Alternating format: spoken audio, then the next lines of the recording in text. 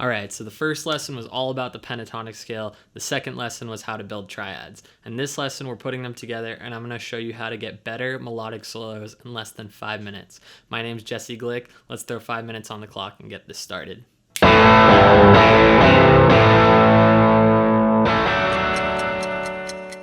Alright, so all it takes to build melodic guitar solos is understanding where the third is in your chord. We're not going to talk about theory in this lesson, but still you should know where the thirds are in each chord that you're playing, whether it's a chord or a triad, a major chord or a minor chord. And why is this important?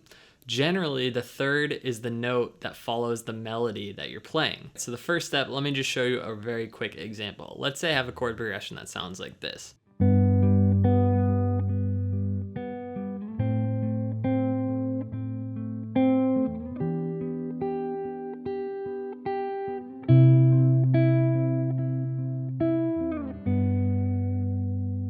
So I'm gonna bet while I was playing that, the notes that stood out to you sounded like this.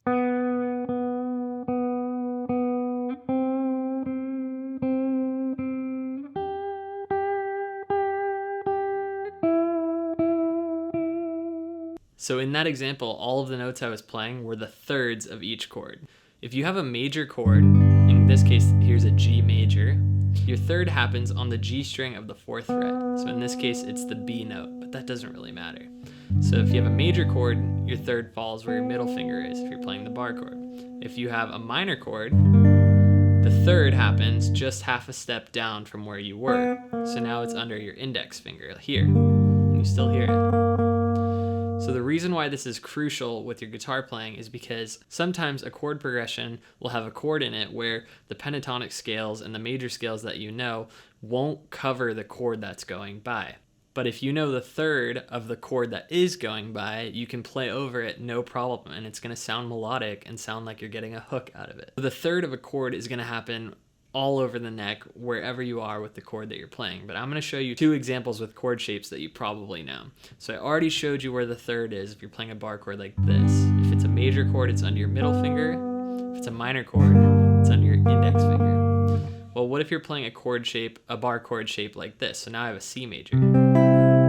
So now your third happens on the 5th fret of the B string if it's a major chord. If it's a minor chord, it's going to be half a step down.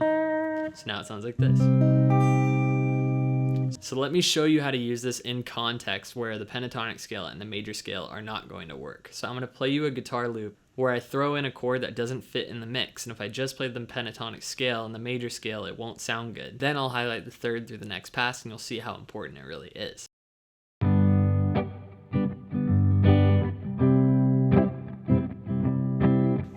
Oop, that doesn't fit in the key. So let me show you how I'm going to solo around that. So I'm going to find the third of each chord that passes by first. That's the first step. So in this case, it's G major to C major to C sharp. So the third of my G major chord is here. Third of C major. Third of C sharp.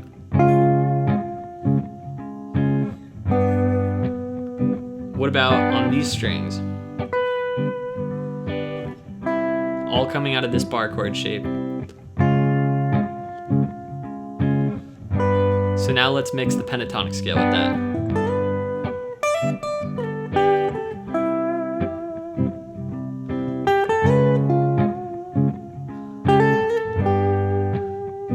So I'm just playing pentatonic for the first 2 chords. But now I need to find that third.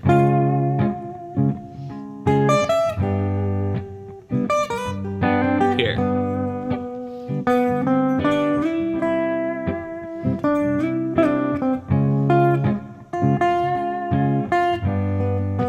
So I'm just playing the thirds of the chords.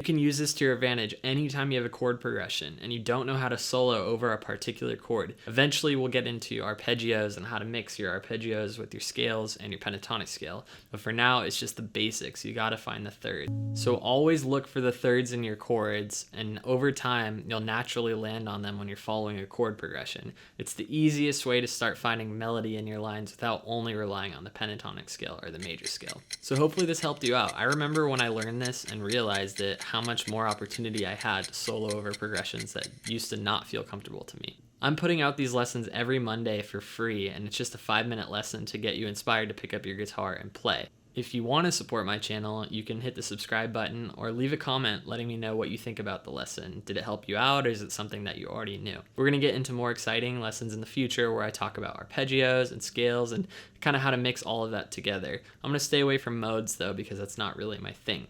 Another way you can help me out is just follow me on Instagram. I post a lot of playing there and things about my daily life. But for now, my name's Jesse Glick. That was a 5-Minute Monday, and I'll see you in the next one.